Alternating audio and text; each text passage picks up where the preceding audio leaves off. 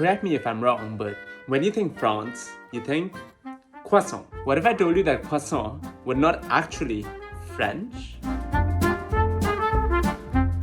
The story of the humble croissant goes back to the Second Siege of Vienna, then a part of the Holy Roman Empire by the Ottoman Empire in 1683. The sieging forces wanted to attack the city at the crack of dawn in a bid to surprise the defending Viennese. But as the city's bakers were up and about, prepping for the day ahead, they were able to warn the city guard. This warning is said to have turned the tide of the siege and the battle that followed. To commemorate this victory, the story goes that the bakeries made a crescent-shaped bread called the kipfel. The shape was likely a nod to the scimitars used by the Ottomans in battle. But hold on, that was in Vienna. How did the pastry make it to Paris then? Some say the famous French queen Marie Antoinette, yes, you know exactly who I'm talking about, brought the kipfel and other Austrian pastries to France from Vienna in 1770. However, there's not much in the history books to back this claim, or the story with the Ottomans for that matter. The kipfel and other crescent-shaped goods have been mentioned in various historical accounts predating the siege of Vienna. But the person who likely brought the kipfel to Paris and made it popular was this guy,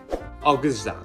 In 1839, he set up the first Viennese bakery in the French capital, where he sold the crescent-shaped bread and other specialties from Vienna. They soon became all the rage, with 2 plays performing in Parisian theatres at the time already referring to Zhang's bakery as, quote, the place to be. Side note, that is where the term viennoiserie, referring to a group of French pastries, including the croissant, comes from. Though Auguste Zang might have popularized the concept of a crescent-shaped pastry, the croissant we know today was not his invention. The use of puff pastry and heaps of butter to make the croissant au beurre was pioneered by Parisian boulangeries in 1920. So, in the end, croissants are as French as they can be, and wherever they come from, they're guaranteed to be delicious.